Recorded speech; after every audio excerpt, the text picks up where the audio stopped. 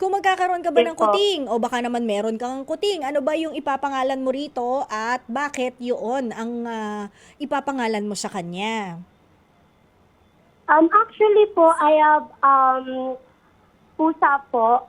Ano po siya, Persian po siya. Pangalan niya Mhm. po ay Beth. Siguro kung magkakaroon po ko ulit ng pusa po, papangalan ko po ulit is Betty rin po. Betty. Teka, Yes po. clear lang natin. Yung pusa mong si Betty ay, si Betty, Kakamatay lang po. gaano na, ilang taon na Noong si, May 6. ilang taon na si Um, Betty? 9 years old po, turning 10 years old po sa November 21. Old age? Po. Old age ba ang ikinamatay ni Betty? Siguro po sa katandaan niya po kasi at first po, kita naman po namin na malakas naman po siya pero nung katagalan po, after 2 weeks po nun, bigla po kaming nagulat na namatay na lang po siya bigla. Sudden.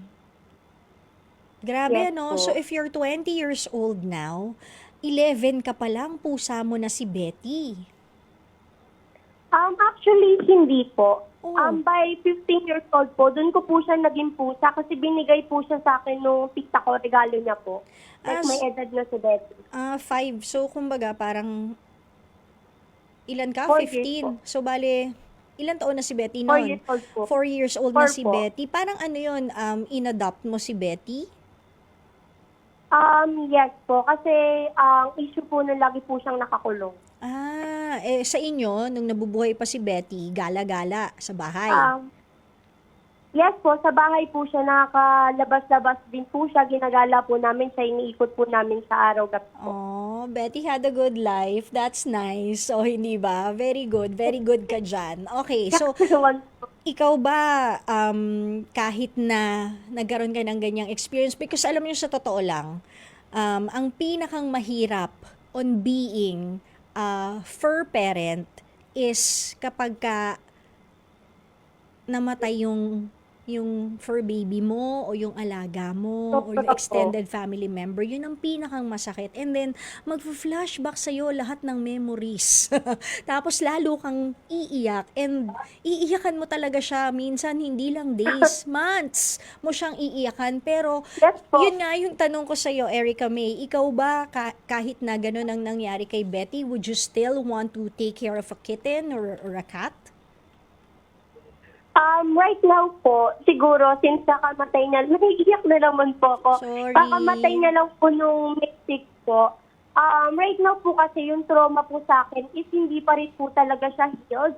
And very traumatic experience po talaga yung nangyari noon since kahit alam ko po sa sarili ko na naghihingalo na po siya noon, still po, tumakbo po kami sa tricycle po noon. Nilikot po namin siya, umanap po kami ng vet Vet. noon para po mahabol po yung hininga ni Betty. Kaso still po, hindi po talaga kami umabot. Kaya right now po siguro, in the near future po, gugustuhin ko po. Pero kung sa ngayon po, hindi pa po. Mag-heal ka muna. Yes po. Did she die? Kasi wala pong makapalit doon. She died in your arms? Yes po actually.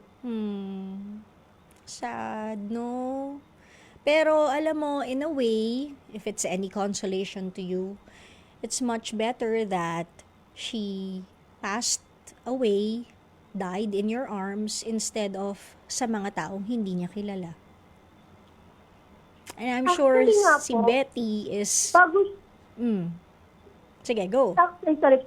Actually po, bago po siya mamatay talaga, yung sandal niya po sa akin, ibang-iba po sa normal po na sandal niya sa akin. Like, ramdam na ramdam ko po nun na, ewan ko rin po, binabanggit ko rin po kasi nung araw na yun na mawawala na siya. Kahit hindi ko alam na mawawala na siya. Ganun po siya. Like, parang may paramdam na po talaga. Oo. Tapos bigla na lang naghingalo. Yes po. Sige, mag-heal ka muna and then when the time is right, edi let's get another Betty. 'Di ba? Yes po. So ayan.